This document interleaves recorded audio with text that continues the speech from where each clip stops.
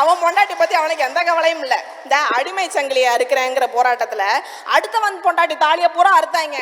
இவங்க பொண்டாட்டி பூரா தொங்க 20 பவுன்ல தாலி போட்டிருக்கும். அதான் சொல்றேன், அடுத்த முன்னாடி தலையோட கற்பப்பையை அறுத்து எறி. கற்பப்பை உனக்கு எதுக்கு? உங்க அம்மா ஈவேராவை பெத்த அம்மா அதை செஞ்சிருந்தாங்கன்னா இந்நேரம் அந்த ஈவேரா தலைவலி எங்களுக்கு இருந்திருக்காது. ஆமா ஆமா, எதுக்கு சனியே? அந்த அம்மா அப்பவே அறுத்து போட்டிருந்துச்சுன்னா இல்லைங்க. ஈவேராவுடைய அடிவரடி கருணாநிதி அவருடைய துணைவியார் 10 பேருக்கு மனைவியார் 10 பேருக்கு இதை செய்ய சொல்லியிருந்தாருன்னா இந்நேரம் ஸ்டாலின் தலைவலி எங்களுக்கு கிடையாதுங்க. உதயநிதி, இன்பநிதி, துன்பநிதி, துயரநிதி, இளவுநிதி, எட்டு நிதி, கர்மாதி நிதி, காடாத்து நிதி, எந்த கர்மத்தையும் பார்க்க வேண்டிய விதி எங்களுக்கு இல்ல. நிமிர்ந்த நன்னடையும் நேர்கொண்ட பார்வையும் நேர்கொண்ட பார்வையும் பெற்று எதுக்கும் பயப்படாது. நீ வாட்டுக்கு போ, நிமிர்ந்து நடமாயன். பாட்டம் பாரதி இவர் என்ன சொல்றாரு?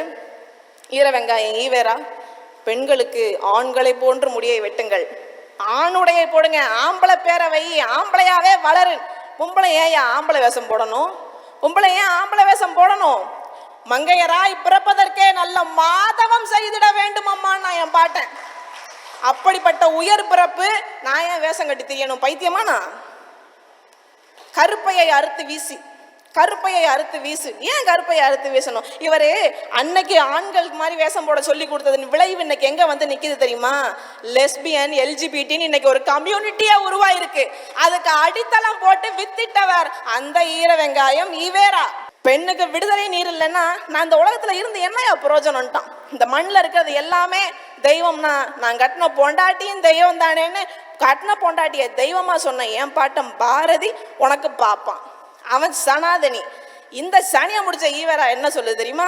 தான் கட்டின பொண்டாட்டிய ஊருக்கு புதுசா வந்திருக்க வேசி தாசி அப்படின்னு இன்ட்ரடியூஸ் பண்ணி வைக்கிறாருங்க.